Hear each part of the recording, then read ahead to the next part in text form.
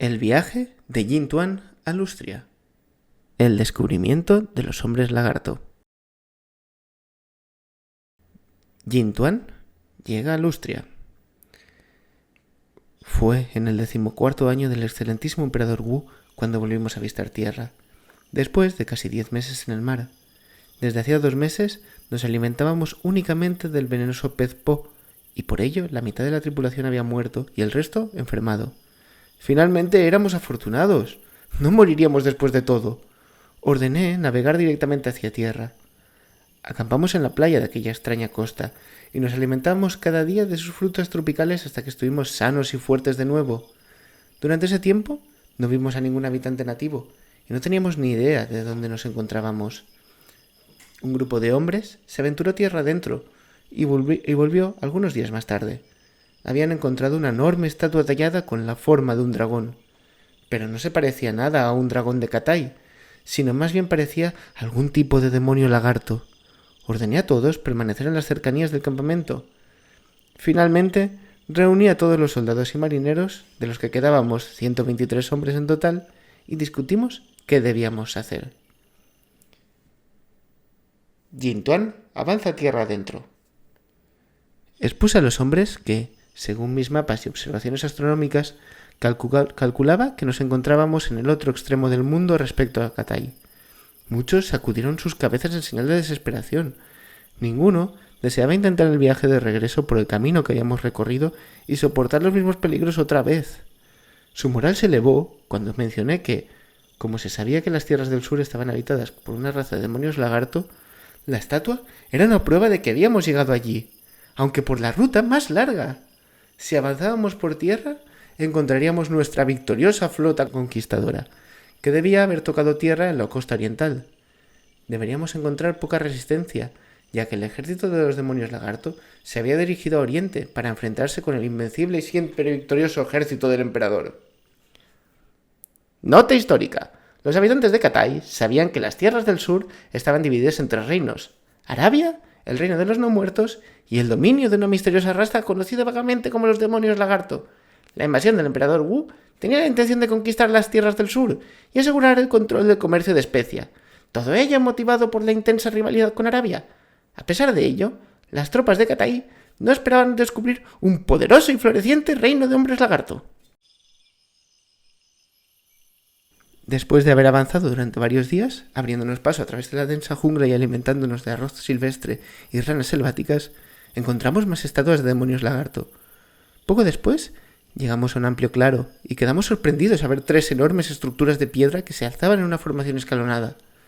Estas estructuras estaban totalmente cubiertas de vegetación y talladas con las formas de incontables cabezas de los demonios lagarto. Acampamos sobre la plataforma de la parte superior del edificio más alto, buscando una mayor seguridad. Al salir el sol, el día siguiente, fuimos repentinamente despertados por un extraño sonido. Toda la jungla parecía estar moviéndose y estremeciéndose a nuestro alrededor. Cuando se levantó la neblina de la jungla, vimos un mar de demonios lagarto vivientes que llenaban todo el claro. Eran de color jade, con crestas amarillas, y marchaban al unísono. No nos habían visto. Nuestra posición elevada nos permitió pasar desapercibidos. Su Kuo, un soldado de vista muy aguda, descubrió el lugar de donde provenían los hombres reptil, un enorme lago cuadrado, como un enorme arrozal, situado en el borde del claro. Parecían ser inteligentes y hacían ruidos irritantes que zumbaban sin descanso como los cánticos de los monjes Fu Hung. Debía de haber por lo menos 10.000 de ellos. Temiendo por nuestra seguridad, nos escondimos en la plataforma durante todo el día, hasta la puesta del sol. Al día siguiente, el claro estaba vacío. La horda de lagartos se había movido a través de la jungla sin aplastar la vegetación, pero era posible descubrir la dirección que había seguido. Naturalmente, evité dirigirnos en la misma dirección. Proseguimos la marcha hacia el sol naciente durante varios días hasta que Limpo, un soldado valiente y veterano, nos avisó de que nos estaban siguiendo. No sucedió nada hasta que salimos de la densa jungla y empezamos a vadear un manglar poco profundo. En cuanto nos adentramos en terreno abierto, varios hombres en la retaguardia de la columna murieron a causa de las flechas y las jabalinas lanzadas por unos enemigos invisibles que se movían entre las retorcidas raíces de los mangles. Inmediatamente ordené a mis hombres que adoptaran una formación defensiva. De pronto, cientos de lagartos de color jade surgieron de la vegetación armados con toscas armaduras. Afortunadamente, esta vez sus flechas rebotaron sin causar ningún daño sobre nuestros escudos tigre lacados. Respondimos con nuestras ballestas y matamos a varios de ellos antes de que desaparecieran de nuevo entre los árboles. La jungla quedó en silencio. Una bandada de pájaros levantó de pronto el vuelo entre los árboles, seguido de cerca por una criatura mucho más grande que cargó hacia nosotros armada con una descomunal hacha de bronce. Atravesó nuestros escudos y empezó a golpear a diestro y siniestro. Fueron necesarios 23 proyectiles de ballesta para abatir a aquel poderoso guerrero lagarto, ya que las gruesas escamas que le cubrían el cuerpo proporcionaban una protección mejor incluso que las armaduras de escama lacadas utilizadas por la guardia personal del emperador. Cuando estuvimos seguros de que el enemigo se había marchado, contamos nuestros muertos. Eran demasiados. Incluso aquellos que solo habían sido heridos ligeramente por las flechas del enemigo habían muerto rápidamente, pues las puntas estaban untadas de veneno. Estas emboscadas se sucedían cada vez que abandonábamos la cobertura de los árboles y nos veíamos obligados a cruzar las áreas pantanosas al descubierto. Cada día perdíamos más hombres. Los enemigos eran expertos en camuflarse entre las plantas de los pantanos y eran capaces de aproximarse peligrosamente a nuestros hombres, manteniendo la mayor parte de sus cuerpos bajo el agua. Solo eran visibles sus ojos y sus fosas nasales, como las de los cocodrilos que había visto en otros viajes. Entonces, a corto alcance, emergían de improviso y disparaban con una gran puntería y una lluvia de flechas envenenadas.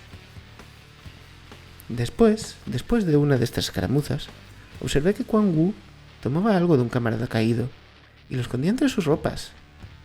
Vi el brillo del oro y le ordené que me lo mostrara. Era una simple placa inscrita con los símbolos de los demonios lagarto. Lo obligué a confesar de dónde la había encontrado.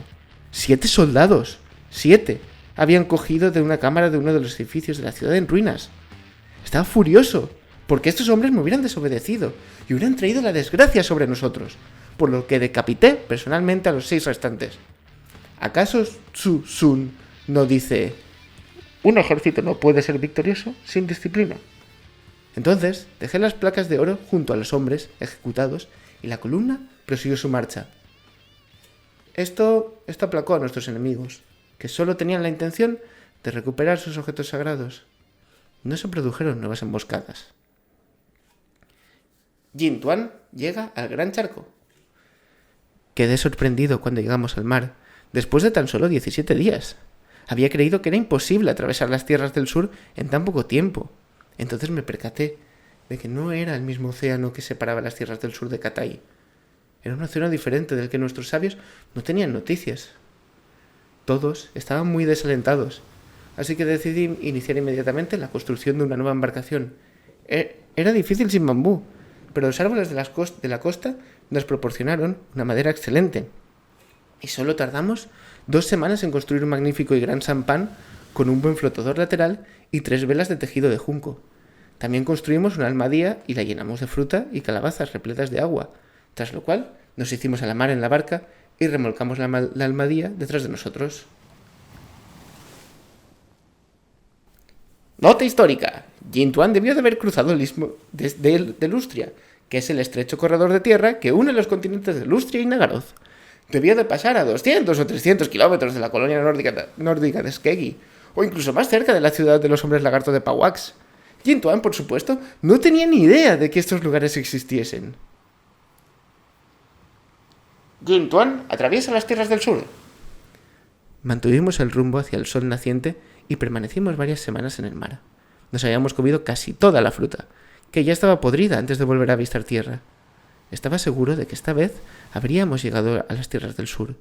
Todos esperábamos a que todo el país ya hubiera sido conquistado por la invencible flota de invasión del emperador.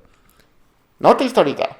Los vientos y corrientes predominantes habrían conducido a Jin Tuan a bastante distancia del sur de Ulthuan, arrastrándolo hacia las costas de las tierras del sur. Solo me quedaban 73 soldados y marineros a mis órdenes. Otra vez avanzamos tierra adentro. El paisaje era similar en muchos aspectos al de nuestro primer desembarco. Calculaba que nos encontrábamos a 2 tercios del camino hasta Cathay. Después de abrirnos paso a través de la densa jungla, aparecimos en una gran área de tierra seca recubierta por altas matas de hierba con hojas afiladas como navajas. En medio de este espacio abierto, los agudos ojos de Tsukuo descubrieron una criatura volando a gran altura sobre nuestras cabezas. La criatura descendió planeando para observarnos con más detenimiento, y para nuestra sorpresa, resultó ser un lagarto volador que llevaba a 2 guerreros lagartos sobre su lomo. Estos no eran de color jade, como los que ya habíamos encontrado, sino de un color marrón amarillento con crestas rojas. La criatura voladora dejó escapar, cuando nos vio, un grito lastimero que llenó a los hombres de temor y malos presagios. Di la orden de disparar con las ballestas para abatir al lagarto, antes de que los jinetes pudieran alejarse volando y advertir a su líder de nuestra posición. Desgraciadamente no le alcanzamos e inmediatamente se alejó volando. Sabía que esto era solo el principio de mis problemas. Era evidente que el enemigo volvería a caer sobre nosotros. Jin Tuan escapa por poco del sacrificio. El enemigo atacó al anochecer y nos cogió por sorpresa, pues no podíamos ver para disparar con nuestras ballestas. Las criaturas que nos atacaron eran mucho más grandes que las que habíamos encontrado anteriormente, pero no tanto como la enorme criatura lagarto que había matado a tantos de nuestros con su hacha. Estos guerreros lagarto mantenían una formación y estaban armados con lanzas y escudos. Luchaban con gran ferocidad, atacando con sus lanzas de pesadas puntas de bronce o cristal volcánico. Mis soldados no podían hacerles frente. Yo fui golpeado por detrás con una maza y caí al suelo inconsciente. Cuando recuperé mis sentidos me encontraba atado de pies y manos a un largo palo, transportado por varios de los guerreros lagarto que nos habían atacado. Delante de mí podía ver al fiel Tsukuo, atado también a un palo. Le grité y él respondió que todos los demás estaban muertos. Este intercambio de gritos irritó a uno de los hombres lagarto más pequeños, que parecía estar al mando de la columna. Este oficial estaba magníficamente cubierto con brazaletes de oro y plumas exóticas. Me apuntó con su lanza y empezó a hablar una lengua inteligible. Decidí permanecer callado. Soportamos un viaje terrible durante varios días. De vez en cuando alguien vertía un poco de agua en mi boca con una calabaza, y la poca comida que se me daba consistía en gusanos secos de sabor amargo, pero que sorprendentemente saciaban mi hambre. Finalmente avanzamos a lo largo de una carretera pavimentada entre filas de estatuas de demonios lagarto agazapados y entramos en una amplia plaza. Había ruinas iguales a las de la primera ciudad de demonios lagarto, grandes edificios que se alzaban de forma escalonada. Pero estos eran mucho más grandes y su estado de conservación era mucho mejor. Había mucho ruido a nuestro alrededor y una frenética actividad por parte de grupos de pequeñas criaturas lagarto que se movían a nuestro alrededor cumpliendo con sus diversas tareas. Grandes bloques de piedra tallada estaban siendo arrastrados por una rampa en el lateral de un gran edificio escalonado. Enormes criaturas reptiloides tiraban de las cuerdas, mientras que las más pequeñas dirigían el trabajo. En otros lugares, grupos de pequeños hombres lagarto discutían acaloradamente frente a varias filas de escribas sentados que escribían sobre las placas de arcilla. A Tsukuo y a mí nos llevaron a cubierto de la brillante luz solar y nos encadenaron a la pared de una cámara húmeda y oscura custodiada por 2 enormes guerreros lagarto.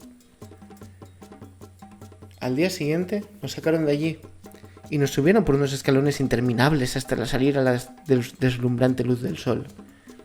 Nos llevaron hasta una plataforma que estaba situada en mitad de unas enormes estructuras escalonadas. Por todas partes a nuestro alrededor había guardias y dignatarios de las criaturas lagarto. En los escalones superiores e inferiores había varias filas de las criaturas lagarto más pequeñas, batiendo enormes tambores al unísono.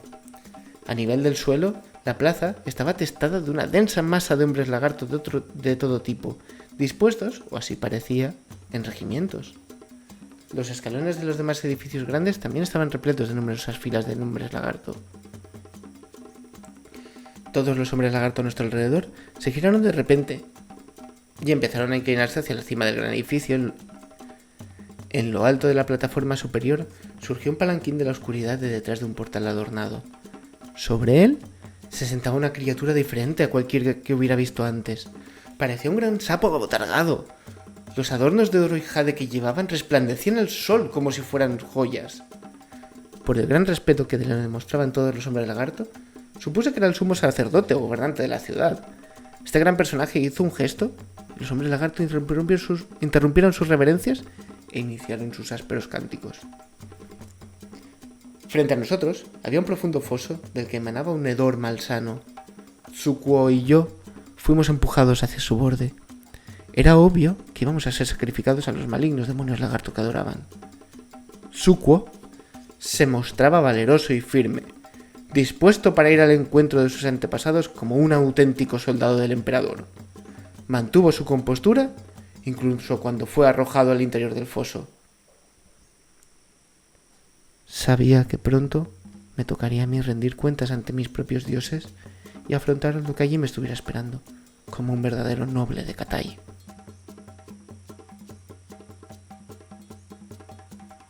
Los guerreros hombres lagarto me sujetaron, preparados a arrojarme al interior del foso para que sufriera el mismo destino que mi bravo camarada.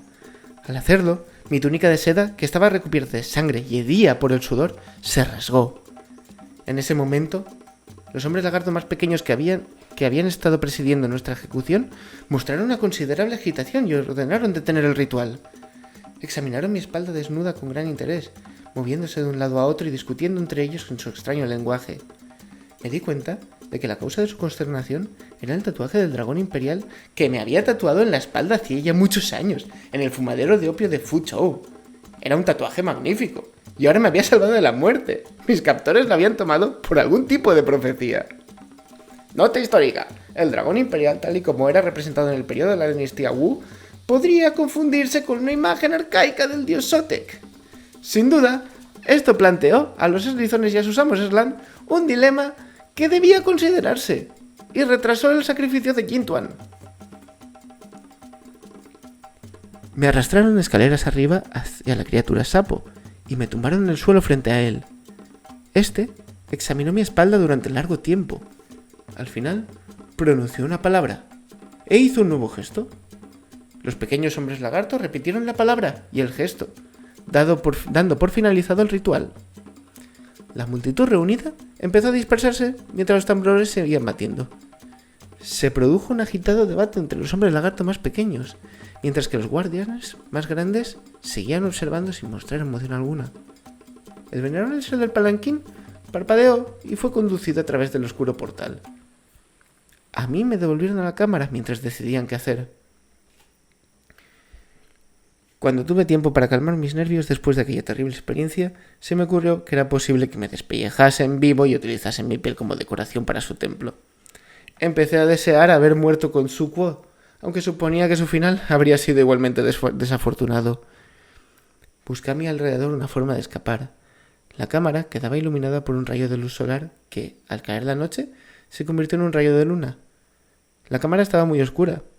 Había notado ya que los guardias se mantenían inmóviles junto a la puerta y que reaccionaban lentamente a mis movimientos. Pensé que las reacciones de estos reptiles no serían tan buenas durante el frío nocturno.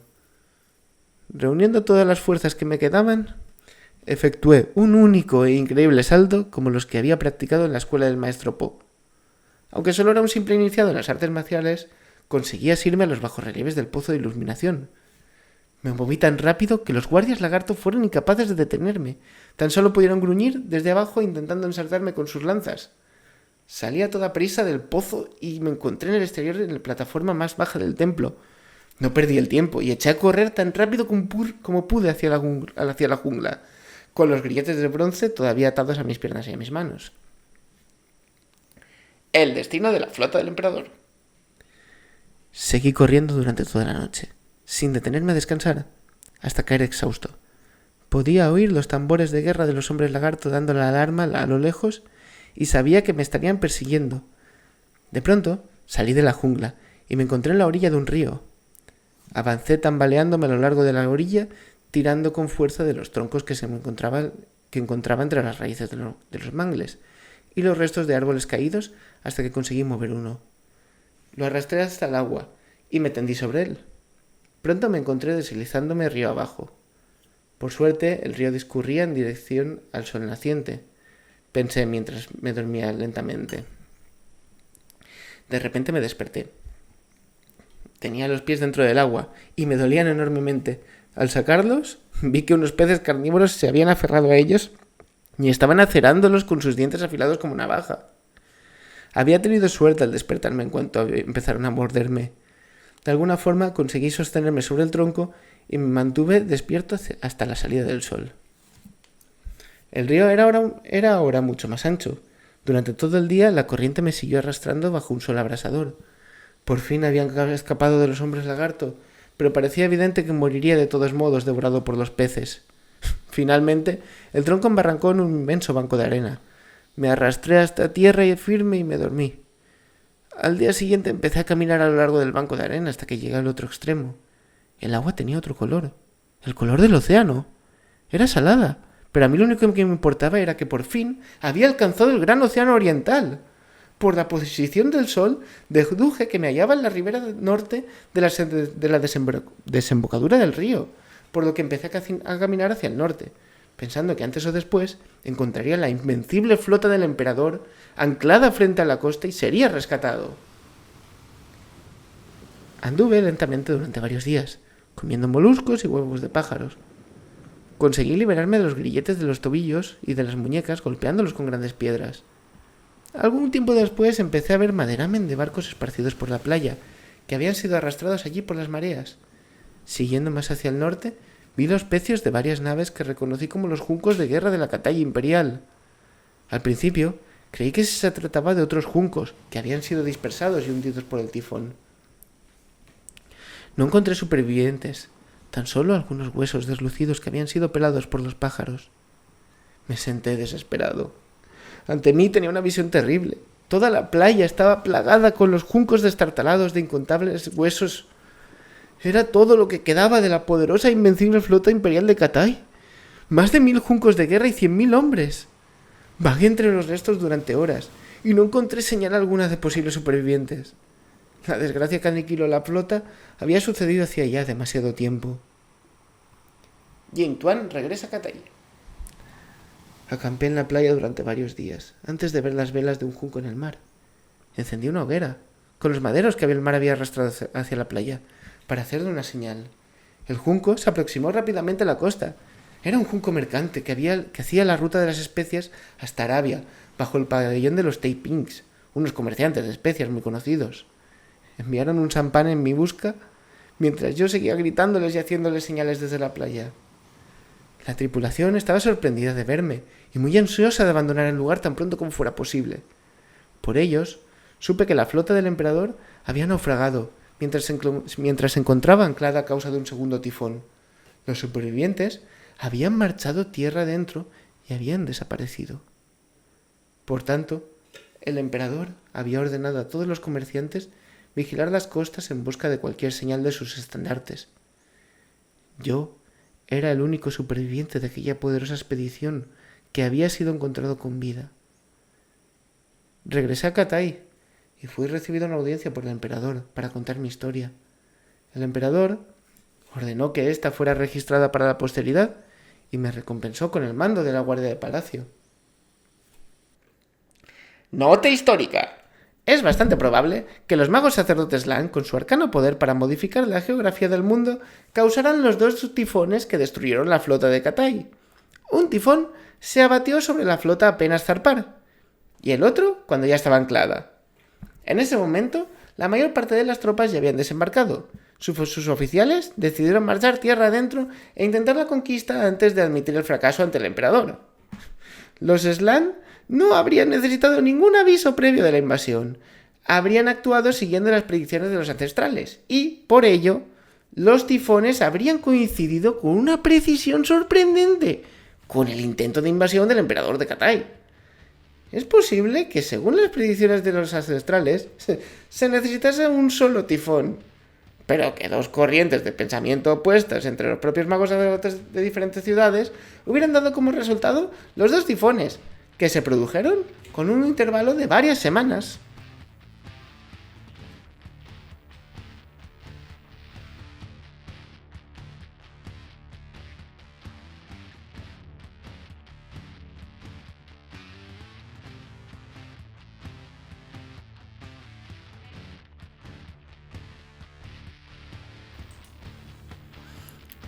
¿Os ha gustado el relato?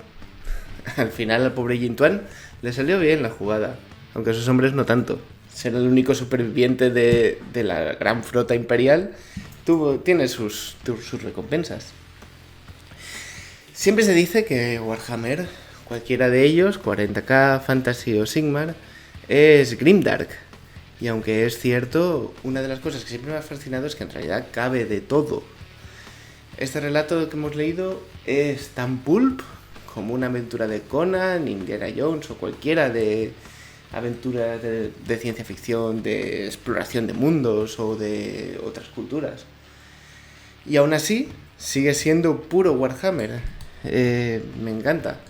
Lo hemos leído directamente de la revista White Dwarf, en concreto de su número de mayo, el número 97.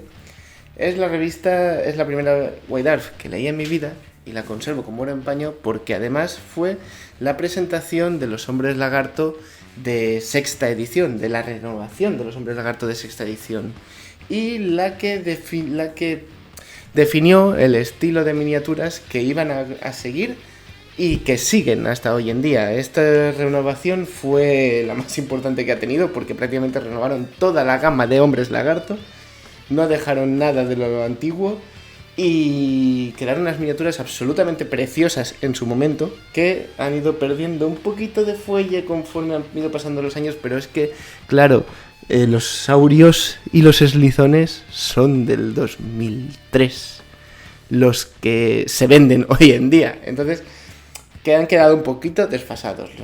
Los eslizones camaleón, las salamandras, todo prácticamente es de este año. Y aún así son miniaturas súper bonitas. También es una de las pocas veces en la que la acción se trata desde el punto de vista de un ser humano fuera de las facciones clásicas del viejo mundo. El protagonista no es un imperial, ni es un bretoniano, ni siquiera es un bárbaro de Norska, sino que es de Cathay.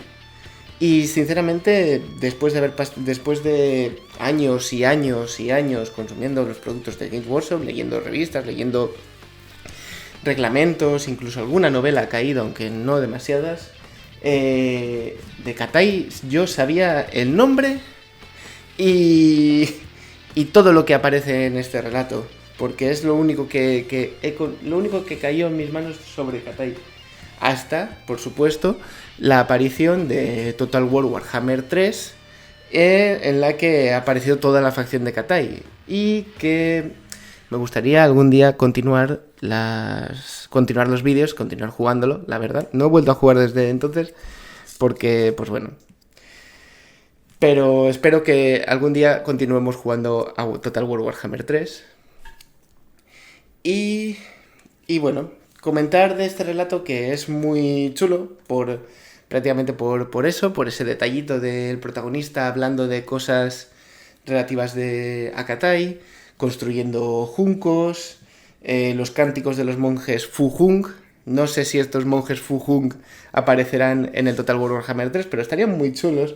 O bueno, veremos qué es lo que sale en The Old World, que espero, la verdad, con ansia la salida de The Old World, solo por ver qué es lo que hacen, porque me parece que Warhammer Fantasy hace muchos años que perdió la carrera del tiempo en el tema de los juegos y se ha quedado un poquito desfasado. No digo que no sea un buen juego, digo que sus reglas hoy en día no son las más modernas ni actuales. Y bueno, básicamente eso, es muy interesante saber algo de esta facción tan abandonada por Games Workshop.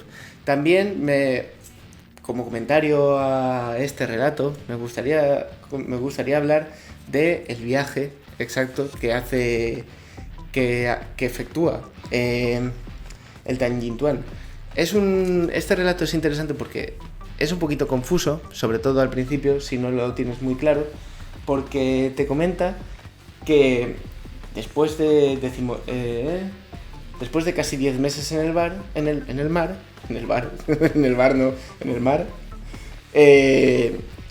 Yin Tuan y sus compañeros desembarcan en una playa. en una playa desconocida. Desembarcan en una playa desconocida. No sabemos de dónde vienen, ni sabemos si esa playa se sitúa al oeste, al este, al oeste, pero por lo que intuimos, gracias a las notas históricas y los comentarios, básicamente desembarcan en lo que vendría a ser la costa oeste de Lustria, en el istmo que une el continente de Lustria en el sur y el continente de Lustria en el norte. Comenta que durante lo que son 17 días atraviesan ese pequeño istmo, cruzan lo que podría ser hoy Panamá, lo que podría ser Panamá en el mundo real, ¿vale? Voy a hacer esa comparación con el mundo real para que veáis un poquito la situación. Salen de Catay, salen de lo que vendría a ser China, y llegan a Panamá, cruzando todo el Océano Pacífico. Cruzan por el istmo de Lustria, cerca de la ciudad de Pauax y de la ciudad de y de la colonia nórdica de Skegi, y allí construyen un junco y se hacen a la mar. Cruzan el océano Atlántico, básicamente lo que sería el océano Atlántico para nosotros, y de allí llegan hasta las tierras del sur, llegan hasta las costas de lo que sería hoy, de lo que sería en el mundo real África. O sea, básicamente pasando cerca de Ulthuan, que sabéis, Ulthuan se sitúa en el centro de ese océano. Entonces, llegan hasta allí, y allí es donde se encuentran llegan hasta las tierras del sur. Ahí es donde se encuentran con otros hombres lagarto. Me hace mucha gracia porque comenta que los hombres lagarto de las tierras de Lustria, ese hombre lagarto gigantesco, ese Kroxigor, se supone, que les ataca, eran todos de un color jade, los describe del color del jade, y los hombres lagarto de las tierras del sur los describe como un color marrón amarillento con crestas rojas. Es muy interesante, muy curioso esa diferenciación, porque siempre que vemos productos oficiales, podríamos decir, en revistas o en libros, vemos a los hombres lagarto pintados de color azul, y aquí en el relato se nos describe como de un color marrón amarillento, que se nos describe de diferentes colores. Entonces, una vez allí en las tierras del sur, los hombres lagarto lo atrapan y lo llevan hasta uno de sus slan, en una de sus ciudades. Es muy curioso porque justo precisamente en esta reedición de los hombres lagarto de sexta edición, describían a los hombres lagarto de las tierras del sur como unos hombres lagarto salvajes porque habían perdido la mayor parte de sus slan. Incluso creo que los de las Islas Dragón también estaban incluso aún más salvajados, pero comentaban que aunque había slan, ¿vale?, había menos slan, y los saurios también eran infrecuentes, así que los eslizones cumplían las funciones de los saurios. Por eso la lista de ejército de los hombres lagarto de las tierras del sur, una lista de ejército alternativa, era una lista de ejército en la que la base del ejército se conformaba a través de unidades, regimientos de eslizones con lanzas. Pero bueno, aquí sí que aparece un slan y bueno, básicamente Jin Tuan huye y, por lo visto, yo lo que entiendo de este relato es que Jin Tuan a pie, nadando en ese río, que me gustaría saber qué río es, la verdad es que no tengo a mano un mapa del mundo de Warhammer, pero si hay un río que cruza de lado a lado, de este a oeste, y desemboca en la costa este de las tierras del sur, supongo que será ese el río en el que navega Jin Tuan, pues siguiendo ese río se cruza todas las tierras del sur, desde el oeste hasta el este, llegando a la costa este, que es donde, entiendo yo, que es donde ha naufragado toda la flota del emperador, ahí donde se encuentra toda esa playa llena de madera de junco y cráneos blanqueados por el sol. Y ahí es donde lo cogen los comerciantes y se lo llevan hasta Cathay. O sea, básicamente estamos hablando de que Jin Tuan ha sido la primera persona, o por lo menos la primera persona catayana que ha cruzado el globo de lado a lado. O sea, te ha completado toda la vuelta al mundo de Warhammer. No sé, después salió la miniatura de Marco Colombo, que no sé si es un personaje al que se le reconoce como la primera persona que dio la vuelta al mundo de Warhammer, pero seguramente Jin Tuan fue antes que él. Así que estamos hablando de eso.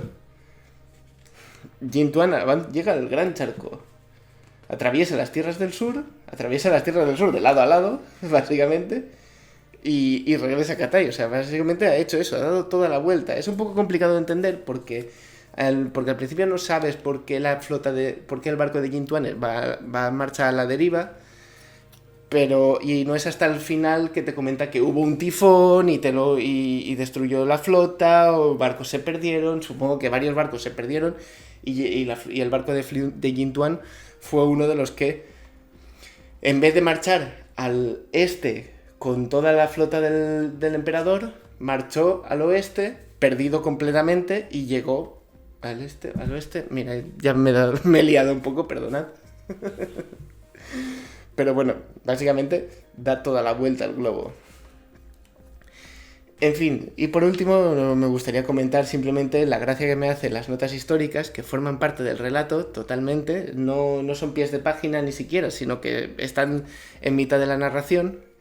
Y me hace mucha gracia porque me gustaría saber quién es el que ha escrito esta nota histórica, porque básicamente la información que maneja, no sé qué tipo de personaje podría manejar este tipo de información. O sea, quizá uno de los sabios más sabios de la Torre de Hoeth conozca quiénes son los Slann y quiénes son el dios Sotek, porque lo menciona. Dice: el dragón imperial, tal y como era representado en el periodo de la dinastía Wu, podría confundirse con una imagen arcaica del dios Sotek. Sin duda esto planteó a los civilizanos y a sus amos Slann un dilema que debía considerarse y retrasó el sacrificio de Jin Tuan. Decidme qué personaje, o sea, porque quizá Teclis sepa de los Slann y de Sotek tanto como para afirmar esto. Quizá estemos leyendo notas históricas del puño y letra del propio Teclis, porque esto no lo sabe un erudito. Un erudito de Aldorf no creo que conozca a Sotek. Es simplemente una gracia. Me parece muy gracioso este tipo de información, porque es la propia de un narrador omnisciente, pero al poner nota histórica y al estar introducido dentro del texto, diría que es como si fuese un escriba un escriba o un sabio que está haciendo un comentario al respecto de la narración de Jin Tuan, porque dice el emperador ordenó que mi historia fuera registrada para la posteridad y me recompensó con el mando de la guardia del palacio. Entonces, claro, alguien ha leído en la historia de Jin Tuan y ha efectuado varias notas históricas al respecto. Son muy interesantes y me hacen mucha gracia, porque me gustaría saber qué personaje es. Y bueno, básicamente es esto, es un pequeño comentario. Por cierto, no desconozco el autor del relato, no lo he podido encontrar, quizá no lo sé. Esto aparece en la Guaidar número 97, ya lo he comentado, en la que hay Es una revista que está bastante chula, porque tiene varias fotos de miniaturas ganadoras de torneos, y tiene un informe de batalla súper chulo de sexta edición a 3.000 puntos, que era bastante en la época, y hoy en día también yo creo que de Warhammer, de Fantasy, de sexta, entre Hombres Lagarto y Skaven. El ejército de Skaven que me aparece en esta revista me parece absolutamente impresionante, súper chulo. El lagarto también, pero el lagarto, bueno, es en las miniaturas nuevas, y ya está. Así que, pues eso. Y Incluso un pequeño minijuego en el que se enfrenta Gandalf y el Balrog para jugar con esas dos miniaturas. Bastante gracioso, bastante gracioso. En fin, si queréis que lea más relatos, yo estaré encantado. Me gustaría seguir leyendo de Warhammer Fantasy, de Age of Sigmar, de 40.000. La verdad es que si me pasáis recomendaciones, las consideraré y probablemente las lea. Y sobre todo me gustaría que fuera traducciones fans. Soy un poco reacio en un primer momento. Por eso cosas de Warhammer de Age of Sigmar de momento no tengo muchas, porque todo es prácticamente en inglés y lo que no está en inglés tiene una redacción pésima. Pésima, horrible. Traducidas literalmente del inglés, traducciones incoherentes, redacciones incoherentes, pero bueno, veremos lo que encontramos. En fin, espero que os haya gustado este relato y nos leemos en el siguiente vídeo. Adiós.